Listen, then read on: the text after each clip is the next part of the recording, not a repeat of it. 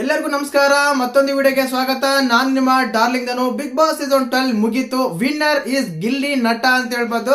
ಅದೇ ರೀತಿಯಾಗಿ runner up ಆಗಿ ನಮ್ಮ ರಕ್ಷಿತಾ ಶೆಟ್ಟಿ ಸೆಲೆಕ್ಟ್ ಆದ್ರು, ಗೊತ್ತೇ ಇರುತ್ತೆ, ಎಲ್ಲರೂ ನೋಡಿದ್ರ. ಮತ್ತೆ ನೀವು ಗಿಲ್ಲಿ ವಿನ್ನರ್ ಆಗಿದ್ದು, ರಕ್ಷಿತಾ ರನ್ನರ್ ಆಗಿದ್ದು ಯಾವ ರೀತಿ ಎಲ್ಲ ಎಂಜಾಯ್ ಮಾಡಿದ್ರೆ, ಯಾವ ರೀತಿ ಎಲ್ಲ ಖುಷಿ ಆಯ್ತು ಅಂತ ಕಮೆಂಟ್ ಮಾಡಿ. ಖಂಡಿತವಾಗ್ಲೂ ನಾನು ಮುಂಚೆನೆ ತಿಳಿಸ್ಕೊಟ್ಟಿದ್ದೆ. ವೋಟಿಂಗ್ ರಿಸಲ್ಟ್ ಹೇಳಿದಾಗ, ವೋಟಿಂಗ್ ಅನಾಲಿಸಿಸ್ ಹೇಳಿದಾಗ ಇಂತಾರೆ ಈ ಪ್ಲೇಸ್ ಅಲ್ಲಿ ಬರ್ತಾರೆ, ವೋಟಿಂಗ್ ತಗೊಂಡು ಹಾಕ್ತಾರೆ. ಬಟ್ ಏನಾದ್ರು ಚೇಂಜ್ ಮಾಡಬಹುದಾ ಅಂತ ಡೌಟ್ ಬರೆಯಿತ್ತು. ಬಟ್ ಕಲರ್ಸ್ ಅವರು ಮಾತ್ರ ವೋಟಿಂಗ್ ಗೆ ಬೆಲೆ ಕೊಟ್ಟು, ಅದೇ ರೀತಿಯಾಗಿ ಜನರ ಒಂದು ಪ್ರೀತಿಗೆ ಬೆಲೆ ಕೊಟ್ಟು ವಿನ್ನರ್ ಯಾರು ರನ್ನರ್ ಆಗಿದ್ದಾರೆ ಅಂತ ಕ್ಲಿಯರ್ ಕಟ್ ಆಗಿ ವೋಟಿಂಗ್ ಪ್ರಕಾರನೇ ಮಾಡಿದ್ರಂತೂ ಕ್ಲಿಯರ್ ಕಟ್ ಆಗಿ ಅನಿಸ್ತಾ ಇತ್ತು, ಗೊತ್ತಾಗ್ತಾ ಇತ್ತು. ಒಂದೇ ಒಂದು ಕಾವ್ಯ ವಿಷಯದಲ್ಲಿ ಹೌದು, ಅಶ್ವಿನಿ ಗೌಡಗಿಂತ ಕಾವ್ಯಗೆ ಹೆಚ್ಚು ವೋಟ್ ಬಂದಿದೆ. ಬಟ್ ಒಂದ್ ಸ್ಥಾನ ಮಾತ್ರ ಚೇಂಜ್ ಮಾಡ್ದೆ. ಹೌದು, ಚೇಂಜ್ ಮಾಡ್ಲೇಬೇಕು. ಏನಕ್ಕೆ ಅಂದ್ರೆ ಗೊತ್ತಾ, ಕಾವ್ಯ ಅಂಡ್ ಅಶ್ವಿನಿ ಗೌಡ ಕಾಂಟ್ರಿಬ್ಯೂಷನ್ ನೋಡ್ಕೊಂಡ್ರೆ ಖಂಡಿತವಾಗ್ಲು ನಮ್ಮ ಅಶ್ವಿನಿ ಗೌಡ ಅವ್ರದ್ದು ಸ್ವಲ್ಪ ಜಾಸ್ತಿನೇ ಇದೆ ಅಂತಾನೆ ಹೇಳ್ಬೋದು ಕಾಂಟ್ರಿಬ್ಯೂಷನ್. ಆ ಜಗಳಗಳು, ಟಾಸ್ಕ್ಗಳು, ಮಾತುಗಳು, ನೋವುಗಳು, ಕಣ್ಣೀರುಗಳು, ಈ ಗಳು ಎಲ್ಲ ಇದಾವಲ್ಲ, ಸ್ವಲ್ಪ ಕಂಪೇರ್ ಮಾಡಿದ್ರೆ ಕಾಂಟ್ರಿಬ್ಯೂಷನ್ ತಗೊಂಡಾಗ ಸ್ವಲ್ಪ ಅಶ್ವಿನಿ ಗೌಡ ಅವರು ಹೈಲೈಟ್ ಆಗಿದ್ದಾರೆ ಅನ್ನೋದು ಸತ್ಯ. ಆ ಕಾರಣಕ್ಕೆ ಮೂರನೇ ಸ್ಥಾನ ಕೊಟ್ಟಿದ್ರೆ ಈ ಹ್ಯಾಪಿ ಹೊಟ್ಟೆ, ಓಕೆನಾ, ತುಂಬಾ ಹ್ಯಾಪಿ. ತುಂಬಾ ಜನ 6 ಪ್ಲೇಸ್ ಅಲ್ಲಿ ಹೊರಗಡೆ ಬರ್ತಾರೆ, 6 ಪ್ಲೇಸ್ಗೆ ಬರಲ್ಲ, ಟಾಪ್ 6ಗೆ ಬರಲ್ಲ ಅಂತ ಹೇಳ್ತಾ ಇದ್ರು. ಬಟ್ ಟಾಪ್ 4 ಅಲ್ಲಿ ಎಂಡ್ ಮಾಡ್ತಾರೆ ಕಾವ್ಯರು. ತುಂಬಾನೇ ಖುಷಿ ಆಯ್ತು. ಅದೇ ರೀತಿಯಾಗಿ ಗಿಲ್ಲಿ ನಟ ವಿನ್ನರ್ 100% ಅಲ್ಲ 200% ಡಿಸರ್ವಿಂಗ್ ವಿನ್ನಿಂಗ್ ಕಂಟೆಸ್ಟೆಂಟ್ ಅಂತ ಹೇಳಕ್ ಇಷ್ಟಪಡ್ತೀನಿ. ಏನಕ್ಕಂದ್ರೆ ಇಡೀ ಸೀಸನ್ 12ನೇ ಸೀಸನ್ ಹೆಗಲ ಮೇಲೆ ಹಾಕೊಂಡು ಹೊತ್ಕೊಂಡ್ ಬಂದ್ರೆ ತಪ್ಪಾಗಲ್ಲ ಗುರು. ಆ ರೀತಿ ಎಲ್ಲ ಆಟ ಆಡ್ಕೊಂಡ್ ಬಂದ್ರೆ, ಆಟ ಆಡಿದ್ರು, ನಗಿಸಿದ್ರು, ಅಳಿಸಿದ್ರು, ಮತ್ತೆ ಕಾಮಿಡಿ ಮಾಡಿದ್ರು, ರೋಸ್ಟ್ ಮಾಡಿದ್ರು, ಡ್ಯಾನ್ಸ್ ಮಾಡಿದ್ರು. ತುಂಬಾ ಸಲ ಹೇಳಿದೀನಿ ಈ ಮಾತು, ಈ ಪದ ಮತ್ತೊಮ್ಮೆ ಹೇಳ್ತೀನಿ. ಈ is one man show, multi talented person and genuine person ಅಂತ ನಾನು ಹೇಳಕ್ ಇಷ್ಟಪಡ್ತೀನಿ. ಕೆಲವು ಸಲ ತಪ್ಪುಗಳಾಗಿದೆ, ಇಲ್ಲ ಅಂತಲ್ಲ, ಮನುಷ್ಯರಲ್ವ ಗುರು, ತಪ್ಪು ಮಾಡಿದ್ವಿ. ಸಣ್ಣ ತಪ್ಪು ನಡೆಯೋದು, ತಪ್ಪು ಮಾಡೋದು ಸಹಜ, ತಿದ್ದು ನಡೆಯ ಮನುಜ ಅಂತ ಕೇಳಿರ್ತಾರ.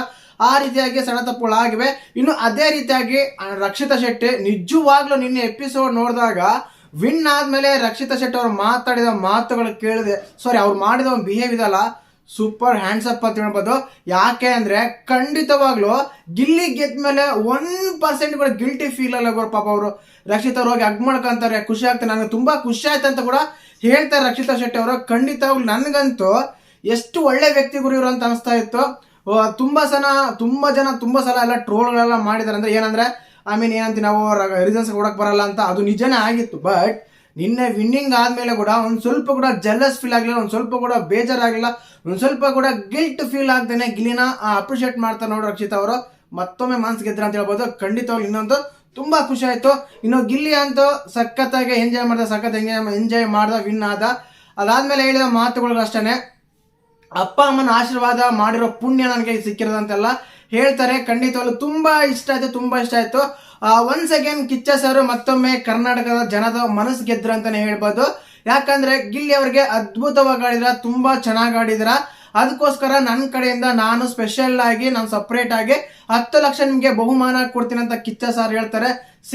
ಅದೊಂದು ಹೃದಯ ಇದೆ ಅಲ್ಲ, ಮತ್ತೆ ಗೆದ್ರ ಅಂತ ಹೇಳ್ಬೋದು. ಖಂಡಿತವಾಗ್ಲು ಯಾಕೆ ಅಂದ್ರೆ ಕಿಚ್ಚ ಸರ್ ಯಾವಾಗ್ಲೂ ಟ್ಯಾಲೆಂಟ್ ಇರೋರ್ಗೆ ತುಂಬಾನೇ ಹೆಲ್ಪ್ ಮಾಡ್ತಾರೆ, ಸಪೋರ್ಟ್ ಮಾಡ್ತಾರೆ, ಸಹಾಯ ಮಾಡ್ತಾರೆ ಅನ್ನೋದು ಮತ್ತೊಮ್ಮೆ ಸಾಬೀತಾಯ್ತು. ಬಟ್ ಕೆಲವು ಸಲ ಆಗಿದೆ ನೆಗೆಟಿವ್ ಆರ್ ಪಾಸಿಟಿವ್. ಏನ್ ಗೊತ್ತಾ, ಈಗ ಒಂದ್ ವೇಳೆ ಕಿಚ್ಚ ಸರ್ ಏನಾದ್ರು ಗಿಲ್ಲಿಗೆ ಏನಾದ್ರು ಕ್ಲಾಸ್ ತಗೊಳ್ಳಿಲ್ಲ, ಏನಾದ್ರು ಮಾತಾಡಿಲ್ಲ, ಅವ್ರಿಗೇನಾದ್ರು ಬುದ್ಧಿ ಮಾತು ಏನಾದ್ರು ಹೇಳಲಿಲ್ಲ ಅಂದ್ರೆ ಖಂಡಿತವಾಗ್ಲು ಅವ್ರ ಆಟ ಎಲ್ಲೋ ಒಂದ್ ಕಡೆ ಎಡವಟ್ಟಾಗೋ ಚಾನ್ಸಸ್ ಇರುತ್ತೆ. ಆ ಕಾರಣಕ್ಕೆ ಆ ರೀತಿ ಕೂಡ ಹೇಳಿರ್ತಾರೆ. ಅದನ್ನ ಇಟ್ಕೊಂಡು ಸ್ವಲ್ಪ ಕೆಲವು ಟೈಮ್ ನೆಗೆಟಿವ್ ಆಗಿರೋದಿದೆ, ಕೆಲವು ಟೈಮ್ ಅಲ್ಲಿ ಇದಾಗಿರೋದಿದೆ. ಎಲ್ಲ ಆಯ್ತು, ಸೀಸನ್ ಅಂತೂ ಮುಗೀತು. ವಿನ್ನರ್ ಆದ್ರು ಗಿಲ್ಲಿ ನಟ, ರನ್ನರ್ ಆದ್ರು ರಕ್ಷಿತಾ ಶೆಟ್ಟಿ. ಖಂಡಿತವಾಗ್ಲು ಸುದೀಪ್ ಸರ್ ಕೂಡ ಈ ಬಿಗ್ ಬಾಸ್ ಅಂತ ಬಂದಾಗ ಒಂದ್ ಸ್ವಲ್ಪ ಕೆಲವು ಕಮೆಂಟ್ಸ್ ಎದುರಿಸಬೇಕಾಗುತ್ತೆ. ಕೆಲವು ಸಲ ನಾವೇ ರಿವ್ಯೂ ಮಾಡ್ಬೇಕು, ಹೇಳಿರ್ತೀವಿ ಕಿಚ್ಚ ಸರ್ ಹಿಂಗ್ ಹೇಳ್ಬೇಕಾಗಿತ್ತು, ಹಂಗ್ ಹೇಳ್ಬೇಕಾಗಿತ್ತು, ಇದು ಹೇಳಲಿಲ್ಲ, ಇದೇನಕ್ಕೆ ಅಂತ. ಬಟ್ ಅವ್ರ ಮುಂದೆ ನಾವೆಲ್ಲ ಯಾರಿಗೂ ಅಲ್ವಾ, ಅವ್ರು 12 ಸೀಸನ್ ಅನ್ಸ್ಕೊಂಡ್ ಬರ್ತಾ ಇದ್ದಾರೆ, ಇಷ್ಟನ್ನೇ ಕ್ರಿಯೇಟ್ ಮಾಡಿದ್ದಾರೆ. ಅದಾದ್ಮೇಲೆ ಅವ್ರಿಗೂ ಬಿಗ್ ಬಾಸ್ ಬಗ್ಗೆ ಇರೋಷ್ಟು ನಮ್ಗೆ ಒಂದು ಉಗುರಷ್ಟು ಕೂಡ, ಒಂದು ಕೂದಷ್ಟು ಕೂಡ ಗೊತ್ತಿರಲ್ಲ, ಅಷ್ಟೆಲ್ಲ ಗೊತ್ತಿರುತ್ತೆ. ಅದೇ ಏನಿಲ್ಲ, ಧ್ರುವಂತ್ ಅವ್ರು ಚಪ್ಪಾಳೆ ಕೊಟ್ಟಾಗ ಯಾವ ರೀತಿಯಲ್ಲಿ ರಿಯಾಕ್ಟ್ ಮಾಡಿದ್ವಿ, ಎಲ್ಲ ಮಾಡಿದ್ರು ಅಂತ ಅದ್ರ ಬಗ್ಗೆ ಮಾತಾಡ್ತಾ ಇದ್ದೀನಿ. ಮುಗೀತು, ಅಲ್ಲಿಗೆ ಮುಗಿಸೋಣ. ಇನ್ನೊಂದು ವಿಶೇಷವಾಗಿ ನನ್ನ ಪ್ರೀತಿಯ ಸಬ್ಸ್ಕ್ರೈಬರ್ಗೆ sorry and thank you so much. ಏನಕ್ಕಂದ್ರೆ ಈಗ ಎಲ್ಲ ಕಂಟೆಸ್ಟೆಂಟ್ಗಳ ಒಂದು ಅಭಿಮಾನಿಗಳು, ಎಲ್ಲ ಕಂಟೆಸ್ಟೆಂಟ್ಗಳ ಫೇವರೇಟಿಸ್ ಎಲ್ಲ ನನ್ನ ವಿಡಿಯೋಸ್ ನೋಡ್ತಾ ಇರ್ತಾರೆ. ಬಟ್ ಆ ಟೈಮಲ್ಲಿ ನಾನು ನಿಮ್ಮ ಫೇವರೇಟ್ ಕಂಟೆಸ್ಟೆಂಟ್ ಬಗ್ಗೆ ಏನಾದ್ರು ತಪ್ಪು ಮಾತಾಡಿರ್ಬೋದು, ಏನಾದರೂ ಇದು ಮಾಡಿರ್ಬೋದು, ಸ್ವಲ್ಪ ನೆಗೆಟಿವ್ ಮಾಡಿರ್ಬೋದು, ಎನಿಥಿಂಗ್ ಏನಾದರೂ ಮಾತಾಡಿರ್ಬೋದು, ಆವಾಗ ನಿಮ್ಗೆ ಹರ್ಟ್ ಆಗಿದೆ. ಆ ಕಾರಣಕ್ಕೆ I am sorry, I am very very sorry ಅಂತ ನಾನು ಹೇಳಕ್ ಇಷ್ಟಪಡ್ತೀನಿ. ಏನಕ್ಕಂದ್ರೆ ನಿಮ್ಮ ಒಂದು ಇದನ್ನ, ನಿಮ್ಮ ಮನಸ್ಸನ್ನ ನೋಯಿಸಿರ್ತೀನಿ. ಕೆಲವು ಸಲ ರಿವ್ಯೂ ಮಾಡೋದಾಗಿರ್ಬೋದು, ಏನಾದರೂ ಮಾತಾಡಿರ್ಬೋದು, ಅವಾಗ ನೀವು ಹರ್ಟ್ ಆಗಿರುತ್ತೆ. ಆ ಕಾರಣಕ್ಕೆ sorry. And once again thank you very much and thank you so much. ಕಾರಣ ಏನಂದ್ರೆ ನೀವು ಯಾರು ಗೊತ್ತಿಲ್ಲ, ನಮ್ಗೆ ಯಾರು ಗೊತ್ತಿಲ್ಲ, ಅಷ್ಟೆಲ್ಲ ಬಂದು ನಾನು ವಿಡಿಯೋಸ್ ನೋಡಿ ಸಪೋರ್ಟ್ ಮಾಡಿ ಕಮೆಂಟ್ ಮಾಡಿ ಟೈಮ್ ತಗೊಂಡು ನನ್ನ ಬಗ್ಗೆ ವಿಡಿಯೋ ಕಮೆಂಟ್ ಮಾಡಿದಾಗ ನೀವು ಚೆನ್ನಾಗಿ ಮಾಡ್ತೀರಾ, ಇದು ಮಾಡ್ತೀರಾ, ಅದು ಮಾಡ್ತೀರಾ ಅಂತ. ಆ ಮಧ್ಯದಲ್ಲಿ ನೆಗೆಟಿವ್ ಕಮೆಂಟ್ಸ್ ಕೂಡ ಬಂದಿದೆ. ನೆಗೆಟಿವ್ ಕಮೆಂಟ್ಸ್ ಬಂದಿರೋ ನನಗೇನು ಬೇಜಾರಿಲ್ಲ. ಹೌದು, ನಿಮ್ಮ ಅಭಿಪ್ರಾಯ ನೀವು ಹಂಚ್ಕೊಂಡಿದ್ರೆ ಅದ್ರಲ್ಲಿ ತಪ್ಪೇ ಇಲ್ಲ. ಯಾಕೆ ಅಂದರೆ ಒಬ್ಬ ವಾಕ್ ಸ್ವಾತಂತ್ರ್ಯ ಇಂಡಿಯಾದಲ್ಲಿದೆ. ಏನು ನಂಗೆ ಅನ್ಸುತ್ತೆ ಅದು ಹೇಳ್ಬೋದು. ಈಗ ನಾನು ಮಾತಾಡಿದಾಗ ನನ್ನ ವಿಡಿಯೋ ನೋಡಿ ಟೈಮ್ ಕೊಟ್ಟು ನೀವು ಹಿಂಗೆ ಮಾತಾಡಬಾರ್ದು, ಹಿಂಗೆ ಮಾತಾಡಿ ತಪ್ಪು ಅಂತ ಹೇಳೋದು ಕೂಡ ತುಂಬ ಇಷ್ಟ ಆಗುತ್ತೆ. ಕಾರಣ ಏನಂದರೆ ನಾನು ಕೂಡ ಅದನ್ನು ನೋಡಿ ತಿದ್ಕೊಳ್ಳೋಕೆ ಒಂದು ಅವಕಾಶ ಸಿಕ್ಕಂಗಾಗುತ್ತೆ. ಅದಕ್ಕೆ thank you so much. Negative comments ಮಾಡಿರೋರ್ಗು, ಅದೇ ರೀತಿ ಪಾಸಿಟಿವ್ ಕಮೆಂಟ್ಸ್ ಮಾಡಿರೋರ್ಗು, ಎಕ್ಸ್ಪೆಷಲಿ ನಾನು ವಿಡಿಯೋ ಲೈಕ್ ಮಾಡಿರೋರ್ಗು, ನಾನು ವಿಡಿಯೋಸ್ ನೋಡಿರೋರ್ಗು ಎಲ್ಲರಿಗೂ ಕೂಡ ನಾನು ಬಿಗ್ ಥ್ಯಾಂಕ್ ಯು ಹೇಳ್ತೀನಿ. ದಯವಿಟ್ಟು ಇದೇ ರೀತಿ ಸಪೋರ್ಟ್ ಮಾಡ್ತೀರಾ ಅಂತ ಹೇಳ್ತೀನಿ. ಇನ್ನು ಅದಾದ್ಮೇಲೆ ತುಂಬಾ ಜನ ಅಂದ್ರೆ ಒಂದು ಬೆರಳೆಣಿಕೆ ಎಷ್ಟು ಅಂದ್ರೆ ಸುಮಾರು ಒಂದು 10-15 ಜನ ನನಗೆ ಸೂಪರ್ ಚಾಟ್ ಮಾಡಿದ್ದಾರೆ ಲೈವಲ್ಲೆಲ್ಲ ಬಂದಾಗ. ಅವ್ರಿಗೂ ಕೂಡ ನಾನು ಬಿಗ್ ಥ್ಯಾಂಕ್ಸ್ ಹೇಳಕ್ ಇಷ್ಟಪಡ್ತೀನಿ.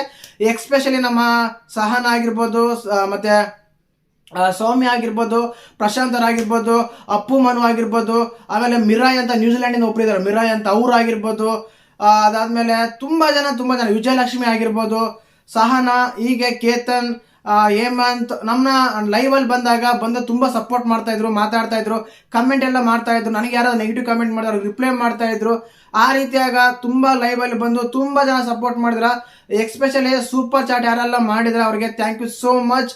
ಅದೇ ರೀತಿಯಾಗಿ ಬೇಕಾದ್ರೆ ಚಾನಲ್ಗೆ ಜಾಯಿನ್ ಆಗಿದ್ರೆ ಬೇರೆ ಬೇರೆ ಅಪ್ಡೇಟ್ಗಳೆಲ್ಲ ಸಿಗ್ತಾ ಇರ್ತಾರೆ. ಅಂದ್ರೆ ಇನ್ನೇ ಅಪ್ಡೇಟ್ ಏನಿರಲ್ಲ, ಟ್ರೆಂಡಿಂಗ್ ಇರೋ ಟಾಪಿಕ್ ಎಲ್ಲ ಮಾತಾಡೋಣ.